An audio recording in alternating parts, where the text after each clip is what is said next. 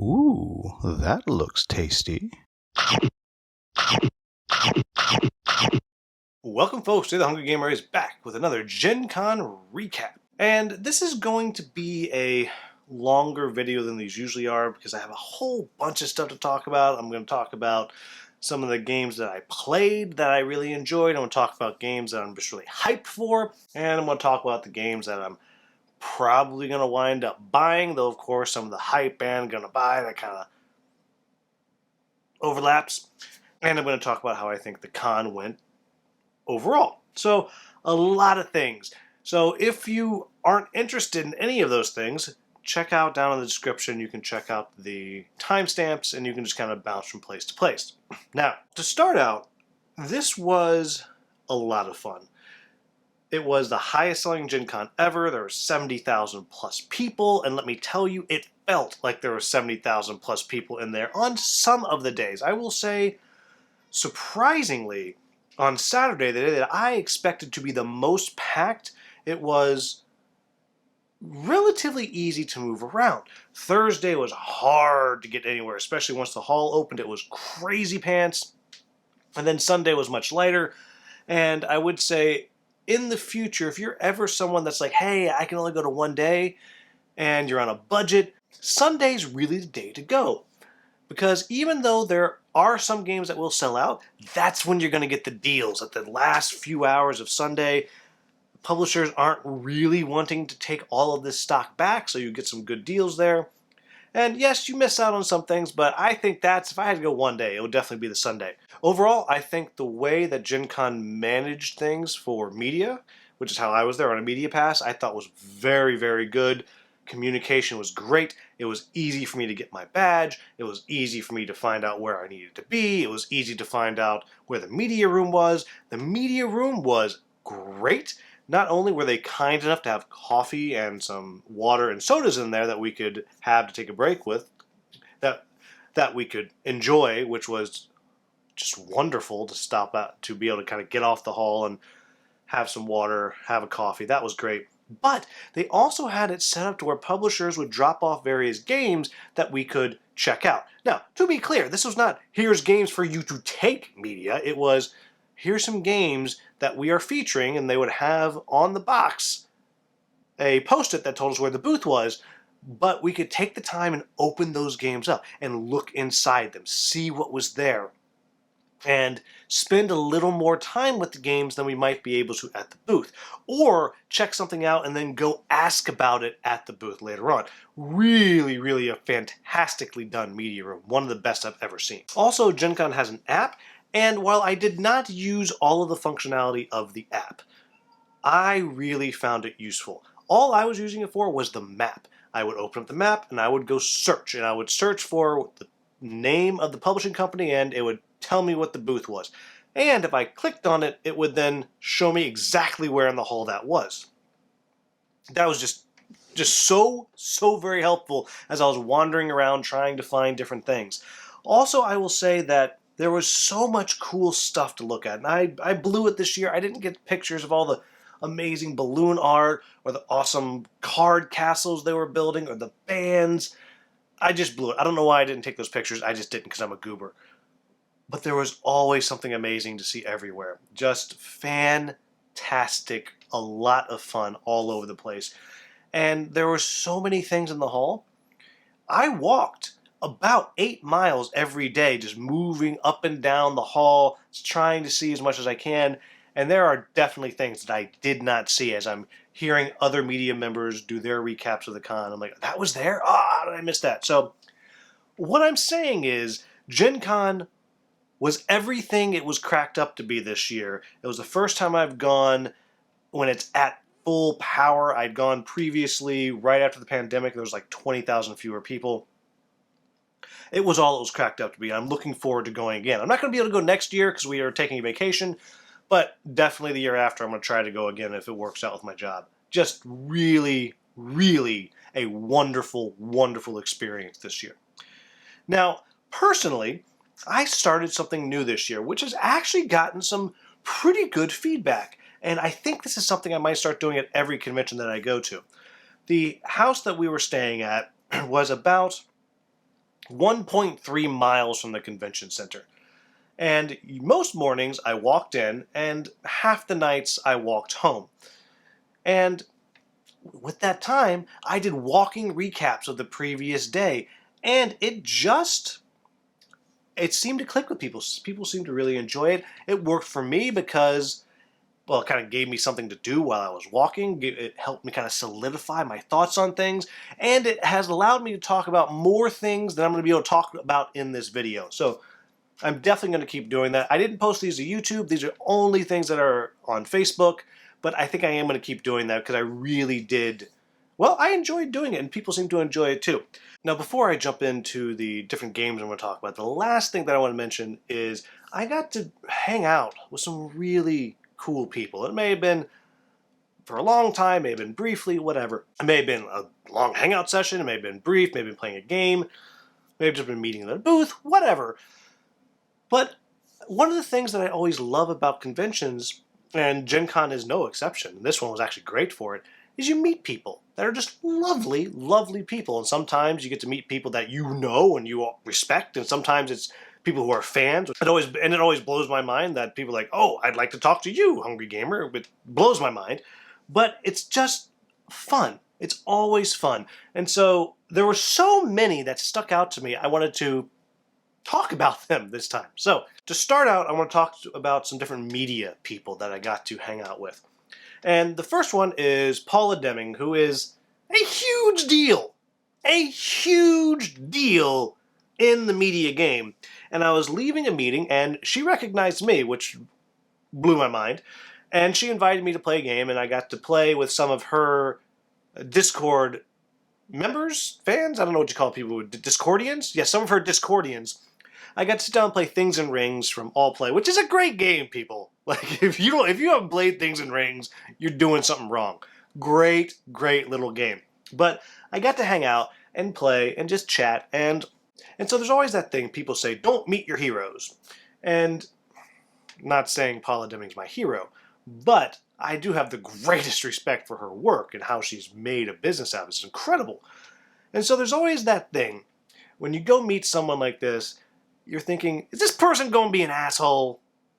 No, she wasn't. She was perfectly lovely. One of the loveliest sessions of playing a game I've had the entire time. Her Discordians are dope too. But just awesome to get to meet her, say hello. That was cool. We're moving into another, well, more heroes. Monique and Naveen from Before You Play. Now, them I know a little bit more. They were kind of on Boards and Brews a very long time ago, and I am in occasional contact with Monique on social media and via email when I'm working with other companies getting people to do games. But I'd never gotten to really sit down and talk to them. And the last day of the con, they were hanging out in the media room. I came in, I didn't even know they were going to be there, and just got to chat with them for a while. We talked about different games and things that are going on, some local conventions, because all three of us are in California, so some of the small conventions will overlap and we might hit. And just awesome. Just such lovely people. And they actually shared a beautiful story about something that my brother, the Skippy, designer of Lunar Rush, did for them, which I didn't know happened at all, but it was just awesome. I loved every second of that. Next, we have Tim Aberli from Board Game Rundown, and I got to appear on their podcast or their live stream a little while ago. And we've chatted in the past, but this time we hung out one night and we played some games. We played Killer, and we played Murray the Asshole Frog, and Tim's a dope guy. I had a great time seeing him, great time talking to him.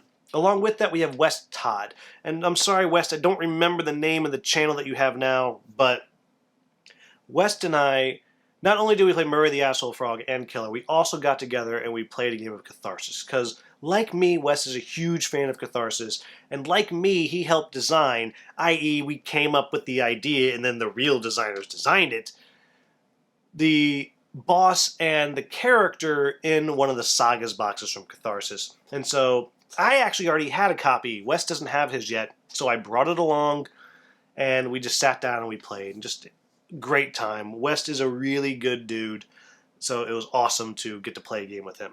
Next, we have Azkadelia, the Azkadorkable Gamer, and also she works for All Play. And it was the last day I got to have a meeting with her.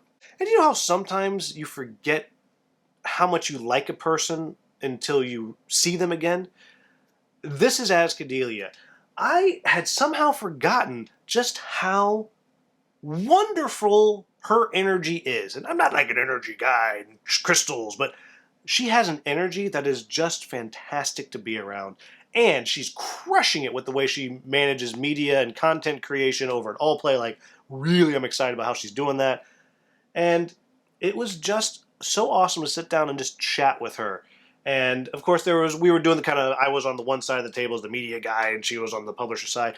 But she was telling me about some games, and she's super generous with her time and with copies of games. And just, it was great. It was so wonderful to get to sit down and chat with her. And I'm actually trying very hard to get her to come back on Boards and Brews again. I think that would just be awesome. Now, just 3 more people I want to talk about here. One of them is Dang. And Dang and his partner I ran into at the Media Mixer. And he came up to me and he just straight up asked, he was like, "Where's the puppy?" And it just warmed my heart that he was so excited with the possibility of seeing Beatrice the board game dog. And of course, you know, you think about it, of course they're not giving a dog a media pass. I'm not bringing a dog through the convention. But it was just awesome. And I only got to chat with them for, I don't know, a minute. Because then we were moving on and seeing different games that were in this media mixer we were at. But it was just so cool and so nice, and it was just awesome. I loved every second of it. The last 2 people I want to talk about meeting here. I know that, again, this is a very long video, everybody. And his name is Tim Barnes. And it's a little embarrassing for Tim, but I'm going to bring it up anyway. So I was sitting there doing a demo of an Undaunted 2200, and he came up to me and he's like, I don't remember exactly what it was saying. It was something like this. He's like, "The tree's down." And I was like, "What?" "Yeah, the tree across the street. It's down." And I was like, "I don't know what you're talking about, man." And he's like, "Yeah, you live across the street from me." And I had this moment of like, I don't think you know where I live. And so I said, I was like, "I live in San Jose." He's like, "I live in Indianapolis." I was like, "Huh." And he got embarrassed. He was like, "You are not who I thought you were. You look like my neighbor," or something like that. And yeah. Then, it was, you know, we had that moment, and it was cool. And then, I don't know, I went back to the game, and I don't know if he walked away and then came back, or he immediately realized, but he came back, and he was like, "Oh, I subscribed to your channel. That's how I know who you are." And so we had that moment, and I told him he was going to be in the video. So, Tim, here you are. I hope you're not embarrassed. It was awesome. I loved everything about it. And the last person I want to mention, and I am a monster because I didn't catch his name because I'm a goof. I don't even know the name of the game that he was demoing. It's coming to Kickstarter.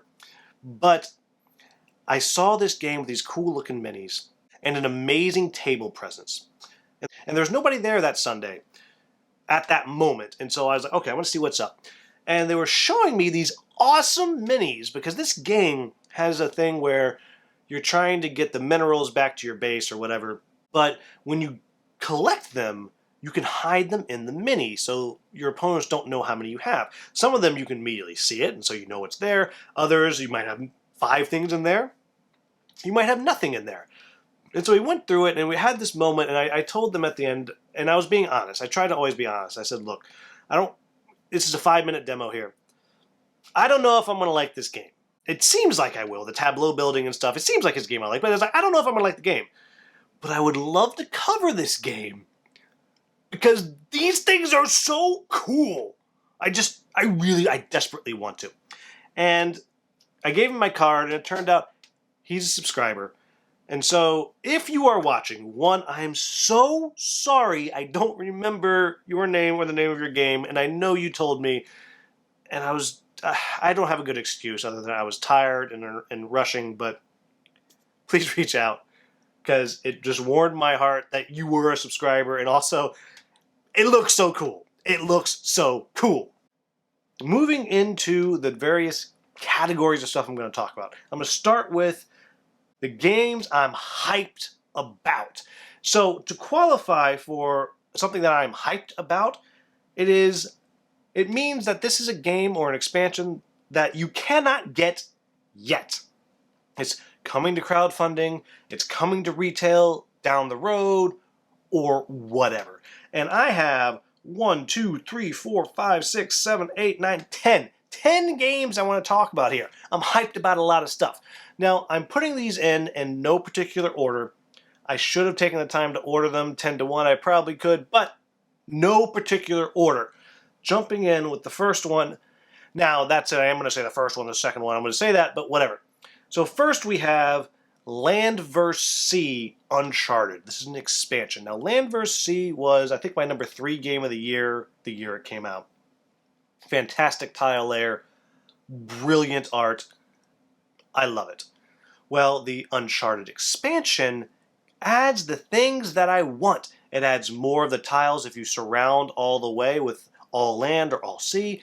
It adds a big starting tile, so it kind of seeds the deck a little bit. It adds new scoring layers. It has these scoring layers that are little portals that if you put one here and another one here, you get to score everything in between. It adds new pirate ship things. It takes a game that I think was already great and it makes it better. And I believe that's coming out at the end of this year into retail, so I'm really, really excited about that. The next one is Clank Legacy 2. Now, this was one that I did not think I was going to care about. I've known this was coming, but I thought, well, you know, I played through Clank Legacy 1, and we had a blast. What could Clank Legacy do that's possibly different? And it is different. I got a explanation of it from Direwolf Games, and not only is the Legacy put into the cards, and by that I mean you get to scratch things off, kind of like a scratch or a lottery ticket, but as you scratch something off, you might be removing text from the card, or you might be revealing text from the card. In addition, all of the different characters have their own little story books instead of the one big storybook. It's just everything is just done in a way that is a little bit more and a little bit more streamlined, so I'm very excited about that. The next one is one that if you want this game, you have like 4 days to get in a late pledge, and that is Conquest Princess. Now, I've been banging on about this game for a long time, and I finally got to play the version that people are going to get. It's going on the boat very, very soon, and it's great. It's just fantastic. We got to play with like the uber extra huge everything, the massive playmat, the light up standees, and all this stuff. And this is just a game that is so built with love from Fight in a Box Games. It just comes through everywhere. It's a crisis management game. It's a co-op game that just hits on all cylinders. Very, very hard, but very, very satisfying to play. I had a fantastic time getting to play this game, and I have a copy coming. But if I didn't, I would be jumping on this right now. I'm telling you, if you like crisis management games and you do not have this one coming, you are making a mistake. Fantastic. The next one is CoLab. Now, this is a game I recently did a video on, and it's a release from this year, but I got to play with the publisher the expansion. It adds more players, it adds some little animals that move around the board, and it changes up a little bit of the turn order that you do. And this one, it takes a game that I already really liked, and it speeds it up a little bit, which I think is a good thing. One of the more challenging aspects of CoLab is it can be a long time in between turns. Well, it speeds it up a little bit. It adds more, minions out on the board, so that kind of speeds things up. Also, it has these really cool, I can't remember what they're called, but the animals that you're putting out there, and they do things. There's new cards. I am super excited for this expansion to come. And I guess I'm super excited about everything here, but what I'm saying is this expansion really popped. I don't remember how long the game was. It was probably about 2 hours, and we had 5 people playing, and I was late because I couldn't find them, and I was late getting there from my meeting, and blah, blah, blah, blah, blah. But it just, oh, such a good time. The CoLab expansion, I don't know what it's called, but that is coming the next few months. The next game I'm particularly pumped about is coming to crowdfunding in also a couple of months, and this is from Level 99 Games. And this is one that Crystal, who does a lot of the media outreach for Level 99, had reached out to me about covering, and I was like, I don't know, I don't think this is for me when she described it, because it's this kind of classic movie monsters, and I was like, yeah, hunting movie monsters, whatever, I just... horror, it's just not my jam. But I went to meet the people at Level 99, not because I wanted anything, but just because I wanted to meet the head of Level 99 because I love Art of the Consortium. My wife loves Bullet, and I've gotten way more high on Bullet lately, and I was like, I just want to meet these people. Like, that's all. I just want to meet them. I want to say hello, I want to shake their hand. And he told me about Spooktacular, and just turn me right around on it. Mainly because you're playing the monster, like running around eating different meeples. I'm sure they're all bad people. They have it coming. But you're eating them, or you're taking them out or whatever. But every single one plays differently. Like Root style. Different way they play. Different way they win. And there's like, I think there's 12? I don't know. I've had this thing flipping by on the screen the whole time. Like, there's a lot of different things in there. So I'm now very, very hyped up about it. This next one on the list is from Rock Manor Games, and this is called Stardriven Gateway, and I am going to get to preview this, though I am previewing it through Tabletop Simulator just because I couldn't take a prototype with me. I didn't have the space, but I did get to see it in Meat Space and kind of muck around with some of the bits. Now, this is a game that is, I don't know, it's a 2X maybe? You're doing some exploring, and I guess you're doing a little bit of exterminating? I don't know. But it's scenario driven. It can be competitive or co-op. And you're doing a dice placement and tableau building at the same time. So you're building up your crew, putting them on your ship, using your ship's different stations to move around the board, accomplish missions. And this is a game that there's not much in here that I'm like, oh my gosh, this is so fresh and amazing. But the way it all comes together, the tableau building, the dice placement, the exploration on the map, the way combat works, it feels really good the way it's coming together. I'm pretty hyped about this, and so I'm going to be covering this. This is also coming to crowdfunding very, very soon. So Star-Driven Gateway, pumped about that one as well. Next one is from Czech Games Edition, and that is SETI. Now this is one that it's been coming out for a while. I think the actual release is going to be at Essen, and I didn't know much about it. And what got me kind of excited about it was that it is based in real science. Now, I'm not a science-based guy. I teach English. I ran a theater company. But I really appreciate when something artistic, like a game or a play or whatever, can utilize reality in a way that is interesting. Lunar Rush does this. The orbits going up and down. Well, SETI does this too. They actually consulted with someone from the SETI Institute, or the designer used to work at the SETI Institute. I don't know. But everything about it is kind of based in science. And it's kind of this deep space exploration as you're going out. And it's got a cool little toy on the board where the planets turn and it does the orbits and all of those things. And this is a game that I think is either just going to be killer, because it just does everything and it's all going to come together in this beautiful package, or it's going to be a hot mess, and I cannot wait to find out which one it is. I'm telling you, I think this game is going to be off the hook. That's something that we said when I was young, off the hook. And then a little bit later we said off the chain. It's going to be off the chain, I think. I'm very excited to see where it goes. The next one is one, and let me tell you, Bree from Arcane Wonders, I can't believe you didn't tell me about this game until I stumbled on it. Everybody, I love Bree from Arcane Wonders. This is called Frozen Frontier. And this game came out of nowhere. I didn't know anything about it, and it's this you're moving ships around to the different planets and going to the different cities on the planet, and you're taking your workers and you're putting your workers out there to work to get points. There's a little bit of area control going on. Wherever you move your ship, you take a card and you're building things. And I'm saying, like, I don't have the words to describe this game, but it's a stunning production with double layer boards. And it has this really cool resource mechanic where you have this double layer board that has these cubes in there. And these cubes represent everything. But this little board that you have is all of your space. And so to fulfill contracts that may need the different colors of resources, you have to take them from your supply on your board and put them into this other board, showing that you have the space to get them.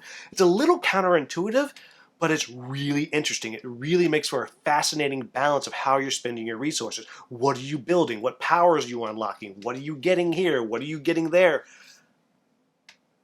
I'm really excited about it. I'm very excited about it. They're not going to have a lot of them when they do finally get to release them in a couple of months, because they're partnering with the company that did the original Kickstarter. And this is one I'm probably going to jump right on the first chance I get to buy this game. But it's really cool. I'm very, very excited about it. Okay, coming on to the last two games I want to talk about. First one is Defenders of the Realm, the Super Deluxe King Guardian Wizard Edition, whatever it is. Now, this is a game that I've heard about. It's a crisis management game, a crisis management tower defense game, which is up my alley. And I had heard someone say, and I think it was when we were playing games in the stadium or something, someone said, oh, I got to get in and try this demo, and oh man, it was so good. So I got over and was able to sit down for about half of the demo. I knew I didn't have time. I asked the people at the table, I was like, is this okay? I'm going to have to go. And they said, sure. So crisis management, tower defense, beautiful looking game. Beautiful looking game. Every different character operates differently. The minis look really good. The gameplay itself, at least from what I saw, is simple, but the challenge is high. So yes, it's easy to move. It's easy to kill these minions. Just chuck some dice, they're dead. But you have to work together to figure out what is the best path to do these things. And what I really love is that you do the actions in whatever order you want. I can take part of my actions, and then someone else could jump in. And it's just really clever. I am super interested in this game. I think it's coming to Kickstarter really soon. Look, I'm not going to lie. I'm going to reach out to Greater Than Games and be like, hey guys, I don't suppose I can cover this. And they'll be like, who are you? But I'm telling you, I am pumped to check this game out. I'm very, very excited about it. It's another one I'm probably going to wind up backing. I guess that's not Push doing a good job and me getting a review copy by saying, well, I'll pay for it. But, you know, that's how this goes. And then the last one I wanted to talk about is from Red Raven Games. That is Above and Below Haunted. This is the standalone sequel to Above and Below. And Above and Below is one of the first hobby games that I received. It was a gift from my buddy Improv Dan, the guy who made my logo. It was a very, very cool game. And I don't have it anymore. I wound up giving it away to a friend who was moving away who enjoyed it. And so he has it now. And I went by Red Raven I just wanted to meet Ryan Lockett and his wife if she was there. She wasn't there. She was at the con, but she wasn't there when I was there. Because what an amazing thing they've done. Like, incredible. And I got to chat with him, which was awesome. And some of the stories he shared about how he started just blew my mind. I don't have time to get into it. I'm already 20 minutes into this video. But he showed me Above and Below Haunted, which is Above and Below, but it's added these ghosts, which really affect what tiles you're taking, or what cards that you're taking, and how you're doing different things, and how things are working together, and they connect, and it looks really good.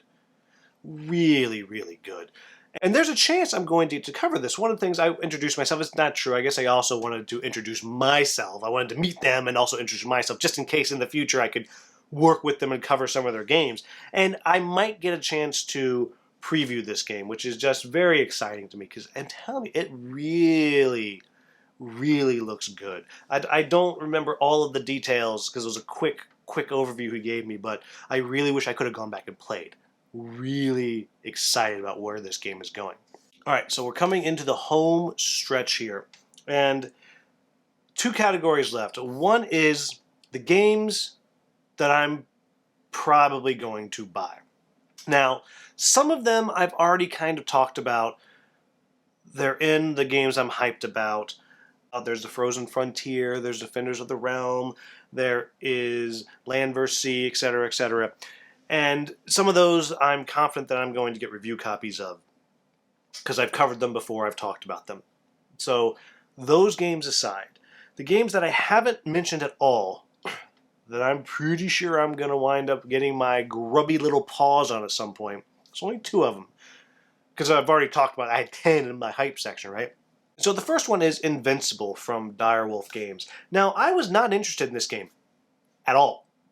But I went to the Direwolf Mixer, and it was lovely. They just got to kind of talk to people, see things, check things out, try some of the digital versions. That's where I learned about Clank Legacy 2. But the designer of Invincible was there, and I enjoy the show Invincible. I've only watched season 1. Don't spoil it for me. But he was there. I met him, and so I said, hey, would you tell me about your game? And he was very happy to do it. And I was wrong about the game. It's called a hero building game, and I just assumed it was a deck builder. Now, I don't love deck builders. We know this about me. I only have a few that I really, really love. And so if a game is deck building, I'm always like, I'll try it sometime, but I don't need it. But as it turns out, this is a bag builder and tableau builder, not a deck builder. And that gets me. And then not only is it a bag builder, it's a push your luck bag building game. And so I'm in. I am in on this game. I would have bought one right then and there. Well, I don't know if they would have sold me one. It was after hours. But I would have bought one right then and there if I had space in my luggage, which I did not. The places where I buy games, I've already checked. They don't have any in stock right now.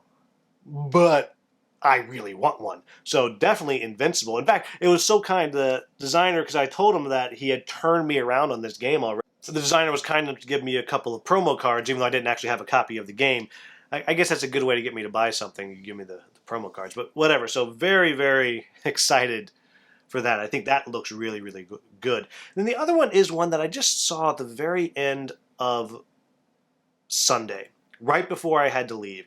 This is called Rivers of Gold. And one, it's stunning. It is beautiful. That gold you see on the picture there, that's like embossed. It's beautiful, and it has an action die, and you're kind of using your resources to change what action you're going to do, and you're moving down the river and kind of claiming ports in the river, and just I don't know a ton about it, but the look and the brief description I got has me very, very, very, very interested in this game. And so this is another one that's a place I normally buy games.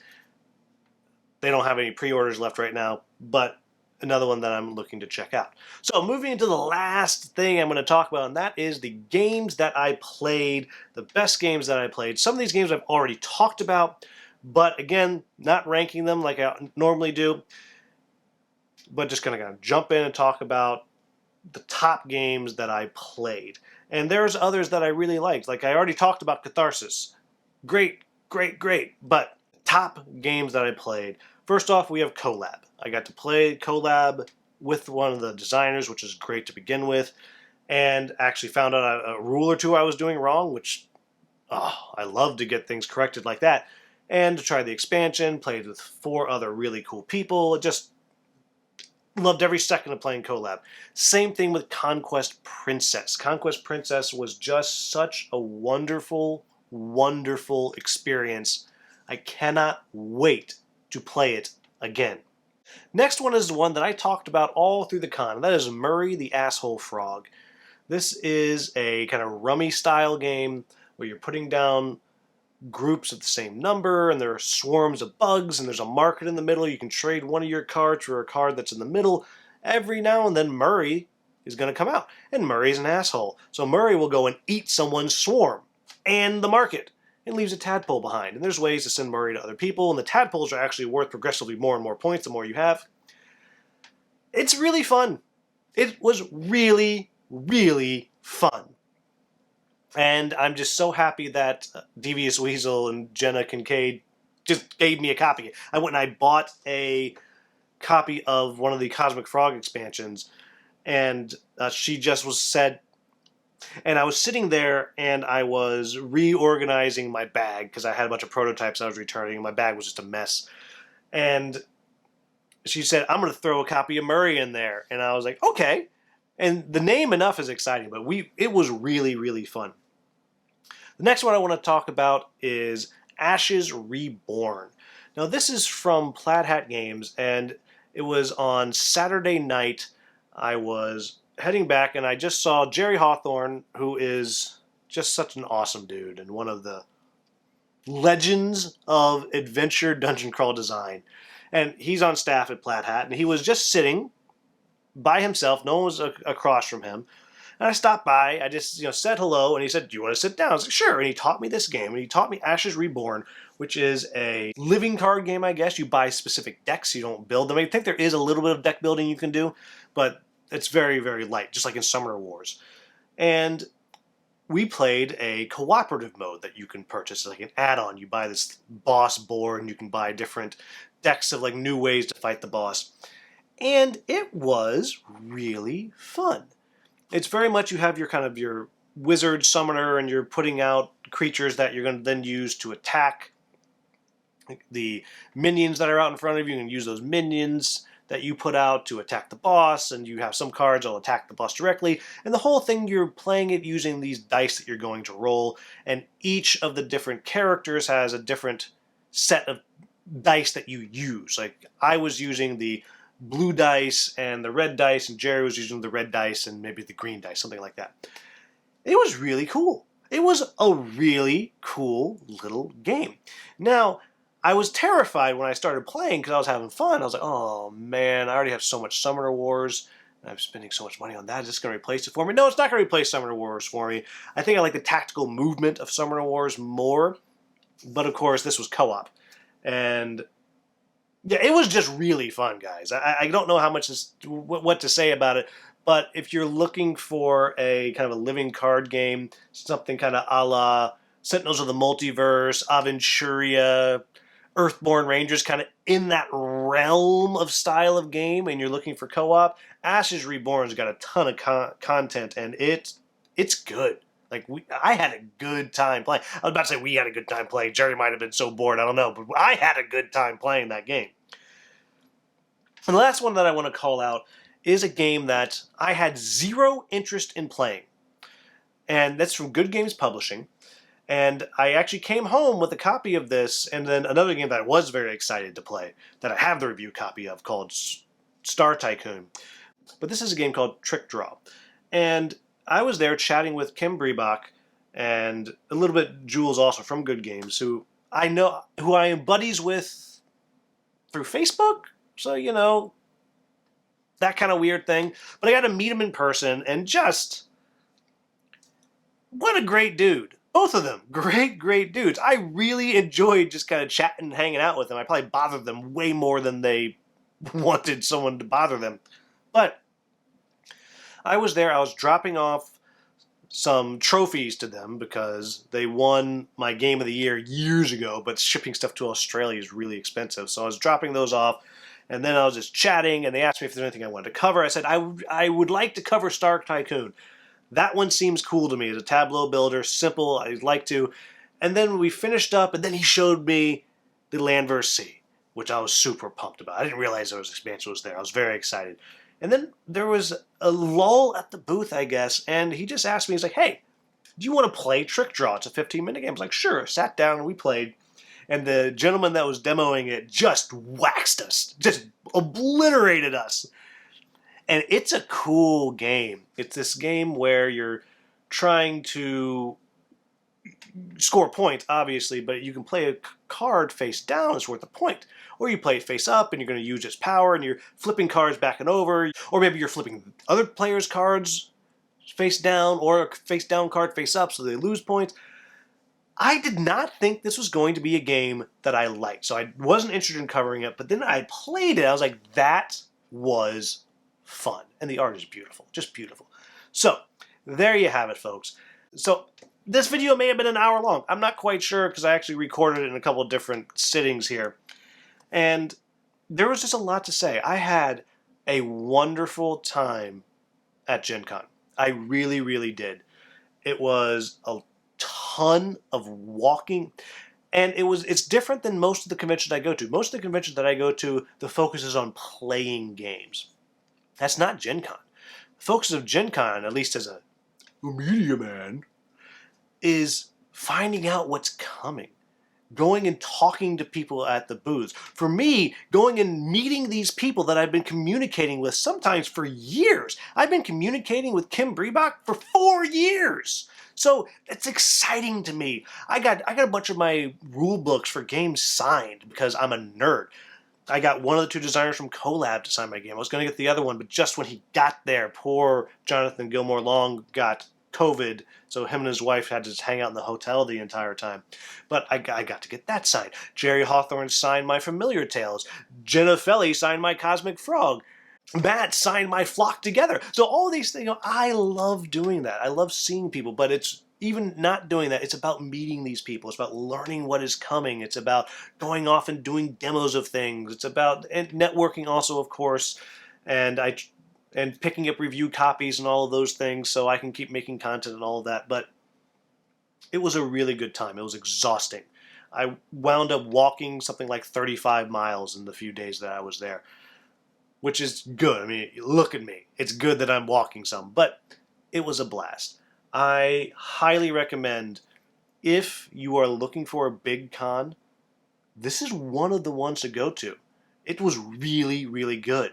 And so hopefully I'm going to get to hit PAX U at the end of the year, and I'll be able to talk about it again, and I'll be able to talk about how that compares to this. But this was the best big con experience that I've had in years. Absolutely in years. So there you have it, folks. That is my GenCon recap. As always, if you found this video useful, please like, subscribe, share, maybe become a channel member. As always, thank you so much for watching. Have a wonderful, wonderful day.